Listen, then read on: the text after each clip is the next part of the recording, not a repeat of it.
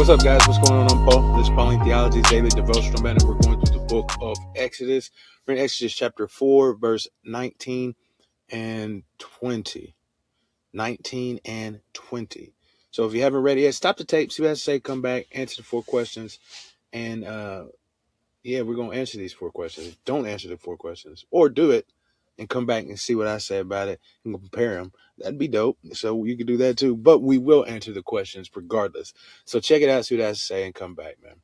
If you've already read it, let me just introduce myself first. This is Trust in Jesus Ministries. Again, I said I'm Paul, and this is Pauline Theologies. But this is Trust in Jesus Ministries, where we want to help you to trust in Jesus more. We want to help you to understand the scriptures so that way you can learn about who God is. And when you learn about who the Savior is, you just trust in him more naturally because he is infinitely trustworthy. We find out about his trustworthiness, and so we begin to place more trust in him. So let's get into it now. Let's get into it. What's going on in Exodus? What can we learn about God? What can we learn about ourselves? And how can we apply these truths to our lives? Well, we've got the fact that Moses has been, first, God has called Moses to a task that is huge. Moses doesn't want to do it, but God tells him he's going to be with him and helps him. And then Moses goes back to his father-in-law, man, does a huge thing. This is kind of showing faith, though, just sitting down and speaking with his father-in-law about this, taking his daughter and then his grandchildren, man, away and going back to Egypt. And so this is a difficult thing. And I think God is about to honor that. And we talked maybe a little bit about how God responds to how we respond, is that he doesn't change, but based upon the position in which we place ourselves in front of him, then he acts accordingly. And so as Moses begins to walk in the path that God has called him to, answering the call that God has placed on his life, God shows more favor to help him and aid in these things. See, he reminds him that he will be with him. He's like, hey, don't worry. I know you're probably tripping a little bit, because who wouldn't be if he had committed an atrocity like that and then someone was looking for him? That's the reason he got out, is so he wouldn't have to be caught up in any of the mess that he had placed himself in earlier. But God tells him this. Yahweh says, hey, all the people that were after you, don't worry about it no more. They're gone. So go back. And he said this before, but it's just reassurance. Isn't it funny how we always need a little reassurance? We always need a little help, a little words of inspiration, or something to help us to carry us through. We need to be reminded. And God knows this. And so he reminds Moses, says, don't worry, when you go, all the people that was looking for you, you're gone. All right. And then not only does that happen, but as he is getting ready to go, because he does do the thing that God has called him to, finally he submits. And then he reminds himself. So God reminds him, but then he grabs another reminder. We talk about how last time it says, and he grabs the staff of God. And this is the same thing again here. It says, and he grabs the staff of God in his hand. And this is what's so unique about it, is it calls it the staff of God. The scriptures say the staff of God. Now, this is Moses' staff, which God revealed to him what to do in order to have these wonders point to the fact that Moses is a prophet and that God has called the people to leave from their slavery into freedom in the name of Yahweh. He grabs this staff, which is his, Moses' staff. He's been using it, but now God has claimed the staff.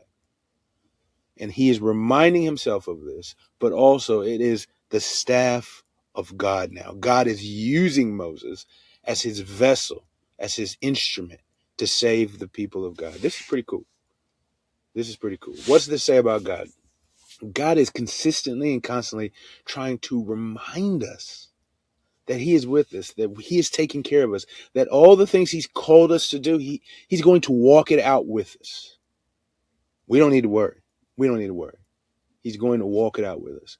And God is willing to use us as a vessel, as an instrument of his work and his power and his wonder.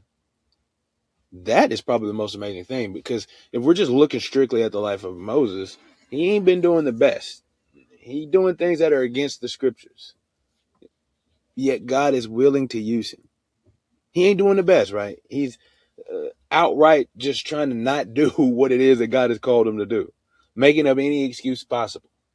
Yet God is still willing to use him. What's to say about man? I think it flips on the other side is that sometimes we try and do as much as we can to get out of the way.